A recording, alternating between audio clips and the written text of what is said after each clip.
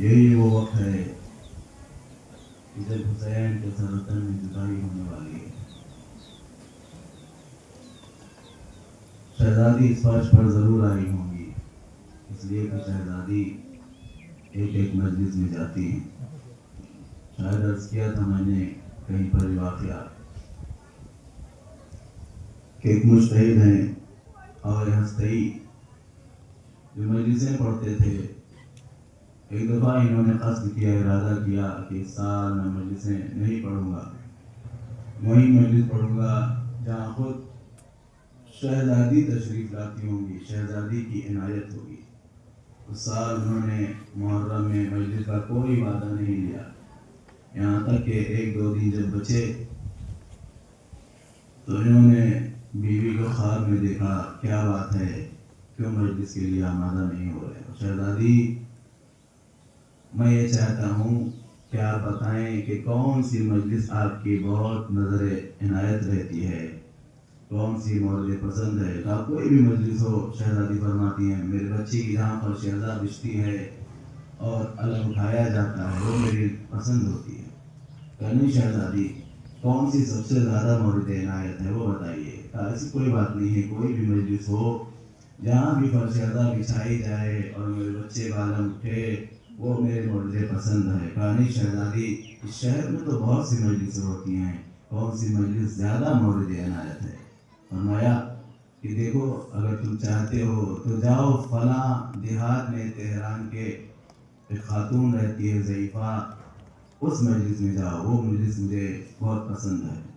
اب یہ اٹھے، صبح خواب دیکھ کے اس گاؤں میں پہنچے، دیکھا ایک خستہ حال میں گھر ہے، ٹوٹا پھوٹا سا، ایک پرچم لگا ہوا ہے جو دھوپ کی وجہ سے سیاہی سے سفید مائل ہو گیا ہے. دیکھا ایک نہر پہ ایک ضعیفہ ہے جو عزا کے برتن وغیرہ، چائے وغیرہ کے برتن کو دھو رہی ہے، صاف کر رہی ہے. کہا کہ فلاں خاتون تو جانتی ہو؟ ہاں میں ہی وہ خاتون ہوں. کیا بات ہے؟ کہا کیا تمہارے یہاں مجلسیں ہوتی ہیں؟ ہاں میرے یہاں مجلسیں ہوتی ہیں. کہا تم نے اس سال کوئی خطیب نہیں کیا ہے تو میں تمہارے یہاں مجلسیں پڑھنا چاہتا ہوں. کہا اس سے اچھی کیا بات ہے، آج ہی ایک خطیب آیا ہوا تھا لیکن جب دیکھا کہ ہمارے یہاں ایک دو لوگ بیٹھے ہوئے ہیں، دو تین لوگ، تو انہوں نے پھر مجلس پڑھ کے منع کر دیا کہ اب میں تمہارے یہاں مجلس کے لیے نہیں آؤں گا، کسی اور کو بلا لینا کیونکہ کوئی موجود نہیں ہے. کیا اس سے بہتر تھا گھبراؤ نہیں، اب میں تمہارے یہاں مجلسیں پڑھوں گا. شہزادی کا حکم مل چکا ہے، اب میں تمہارے یہاں مجلسیں پڑھوں گا. اگلے دن سے مجلس پڑھنے لگے، پڑھتے پڑھتے یہاں تک کہ روز عاشور آ گئی. ہر دن جب یہ مجلس پڑھتے تھے، مسائل پڑھتے تھے، تو خستہ سا چھوٹا سا گھر تھا، دو چار لوگ بیٹھے ہوئے رہتے تھے. ایک چھوٹا سا گھر، کونے میں ایک صندوق رکھا ہوا تھا گوشے میں، اور اس گوشے کے پیچھے یہ ضعیفہ جاتی تھی، بیٹھتی تھی. جب کوئی مہمان آتا تھا تو وہاں سے چائے لا کے دیتی تھی، پھر واپس چلی جاتی تھی. اور جب مسائل پڑھتے تھے یہ خطیب تو وہ روتی تھی، اور اس کے ساتھ ساتھ ایک اور خاتون کوئی روتی تھی. یہ دیکھتے تھے کہ ضعیفہ رو رہی ہے لیکن جو دوسری خاتون رونے والی ہے وہ نظر نہیں آ رہی. دوسری کون خاتون ہے؟ پریشان کون ہے؟ بہرحال عاشور آئی، مجلس پڑھی. اب یہ جلدی سے نکل کے جانے لگے کہ کہیں یہ کوئی تحفہ نہ دے، کہیں پریشان نہ ہو جائے. پیچھے سے دوڑی ہوئی آئی، اے ذاکر حسین یوں کیوں چلے جا رہے ہو؟ تمہارے لیے میں نے تبرک کا انتظام کیا ہے. لفافہ لے کر آئی. کہا نہیں مجھے نہیں چاہیے، میں کہیں اور سے لے لوں گا، مجھے مل جائے گا. شہزادی کی بات یاد ہے. کہا نہیں مجھے مل چکا ہے، مجھے نہیں لینا. کہا نہیں لینا پڑے گا، سال بھر میں خدمت کرتی ہوں، گھر گھر میں جا کے برتن دھوتی ہوں، خدمت کرتی ہوں، جمع کرتی ہوں کہ مجلس حسین برقرار کر سکوں، کچھ ذاکر کو دے سکوں. ایک مرتبہ بڑا اصرار بڑھا تو لے لیا. فرماتے ہیں کہ میرا ایک سوال ہے تم سے. کیا سوال ہے آپ کا؟ اور میرا سوال یہ ہے کہ جب میں مجلس پڑھتا تھا تو میں دیکھتا تھا کہ تم رو رہی ہو، تمہارے ساتھ ایک اور خاتون کوئی رویا کرتی تھی. وہ خاتون کون ہے؟ کیا کوئی بیٹی تھی تمہاری؟ کوئی ماں ہے، کوئی بہو ہے تمہارے گھر میں؟ کوئی اور خاتون ہے؟ کہا نہیں میں اکیلی ہوں. کہا پھر وہ خاتون کون تھی دوسری جو رویا کرتی تھی؟ ایک مرتبہ ضعیفہ نے انہیں دیکھا اور دیکھ کے کہتی ہے کہ کیا فاطمہ نے تمہیں نہیں بتایا تھا کہ میں بھی اس مجلس میں تشریف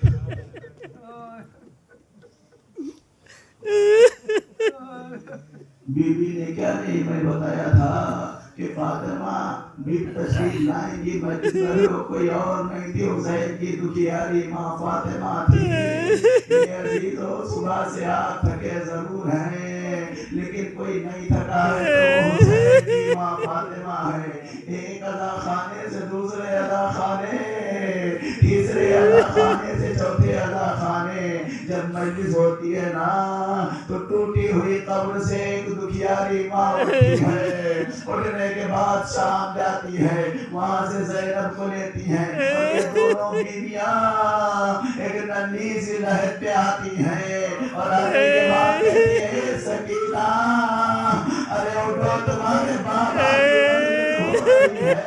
یہ تینوں بیویاں مجلس پہ آتی ہیں اور آنے کے بعد جب ننھی سی بچی دیکھتی ہے کہ ہزاروں قطار رو رہے ہیں، دادی کا دامن پکڑ کے کہتی ہے دادی یہ کس کو رو رہے ہیں، یہ کس پہ آنسو بہا رہے ہیں؟ فاطمہ کہتی ہے میری بچی یہ حسین پہ رو رہے، تیرے بابا پہ رو رہے ہیں۔ ایک مرتبہ سکینہ کہتی ہے میرے بابا کے اتنے چاہنے والے اگر کربلا میں ہوتے تو میرے بابا پہ خنجر نہ چلتا۔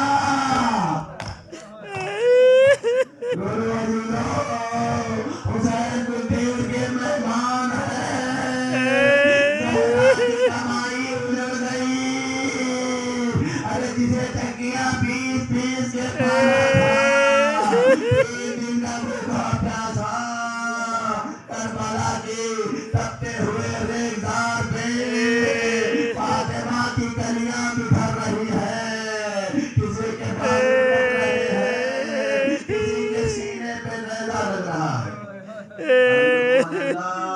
روزے عاشور نمودار ہوئی، صبح سے ایک جاتا تھا، ہر آئے مولا اجازت دیجئے، ہر گئے شہید ہو گئے، ہر کا بیٹا شہید ہوا۔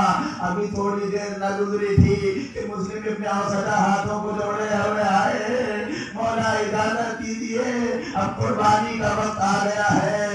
مسلم ابن اوسطہ شہید ہوئے، اب جیسے ہی شہید ہوئے ایک مرتبہ حبیب آگے بڑھے، ایک ایک آتا تھا شہید ہوتا تھا، ایک مرتبہ جب انصار شہید ہو گئے، اقربا قریب آئے، قاسم گئے، لاش کے ٹکڑے ہوئے۔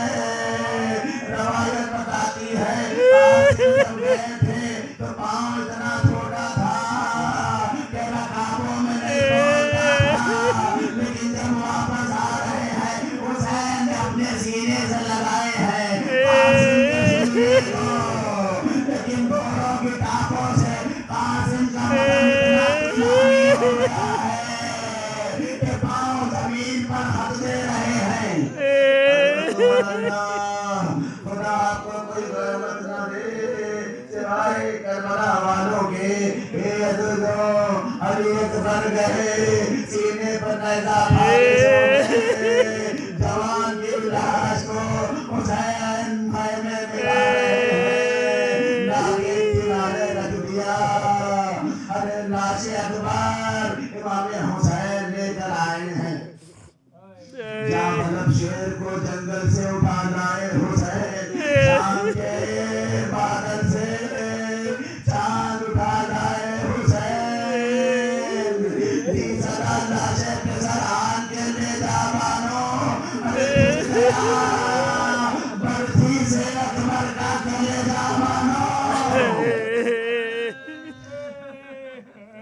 شہید ہو گئے، عباس کے بازو قلم ہو گئے اور محمد کی قربانی پیش ہو گئی، اب حسین دیکھو تنہا بچے ہیں۔ حسین خیمے میں آئے، آواز دی اے ام کلثوم الوداع، زینب تم پر آخری سلام، حسین کا آخری سلام، لیلا حسین کا آخری سلام، سکینہ رقیہ حسین کا آخری سلام۔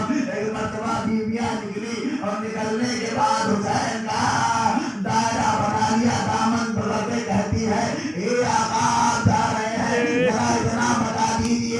کہ ہمیں کس کے حوالے کر کے جا رہے ہیں.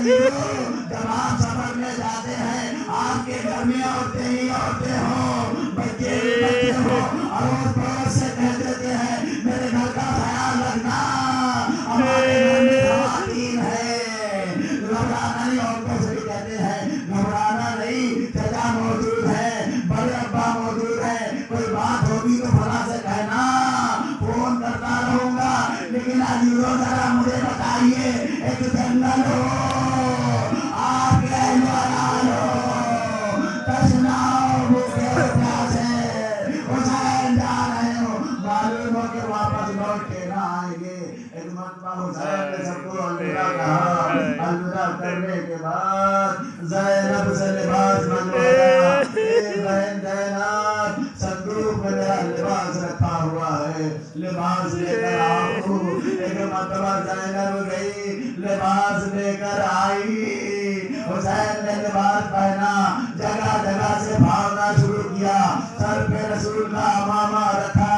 اے بھیا جگہ جگہ سے لباس کیوں بھاگ رہے ہو؟ کہا مجھے معلوم ہے کہ میری شہادت کے بعد یہ ظالمین اگر میرے بدن پر لباس بھی نہ رہنے دیں گے, اس لیے میں چاہتا ہوں کہ شاید کسی کو رحم آ جائے. لیکن آقا کہاں رحم آیا؟ آپ کی شہادت کے بعد ظالم آپ کے بدن سے لباس بھی اتار لے گئے. انگوٹھی نہ اترتی تھی, کوئی ماں کا ہاتھ کاٹ کر لے گئے. امام حسین ایک مرتبہ گھوڑے پر سوار ہوئے, آگے بڑھنا چاہتے ہیں لیکن گھوڑا آگے نہیں بڑھتا ہے. عزیزوں گھوڑا آگے نہیں بڑھتا ہے. ایک مرتبہ امام کہتے ہیں اے اسبِ باوفا, اے راہوان, مجھے معلوم ہے کہ تو بھی تھکا ہوا ہے, تو بھی پیاسا ہے, لیکن اس کے بعد حسین تجھے زحمت نہ دے گا, یہ آخری سواری ہے, بس کسی طرح مجھے مقتل میں پہنچا دے. ایک مرتبہ حسین نے اپنی بے زبانی سے سر پوچھنوں کی طرف اشارہ دیا. کیا دیکھا حسین نے؟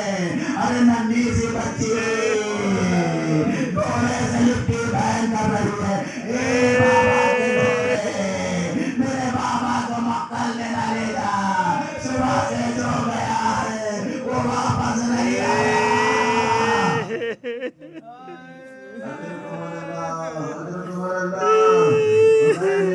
زمین پہ آئے اور آنے کے بعد سکینہ کو پیار کیا. اے میری لاڈلی, دیکھو بابا کے بعد پھوپھی اماں کو پریشان نہ کرنا, اب دستور بدل گیا ہے.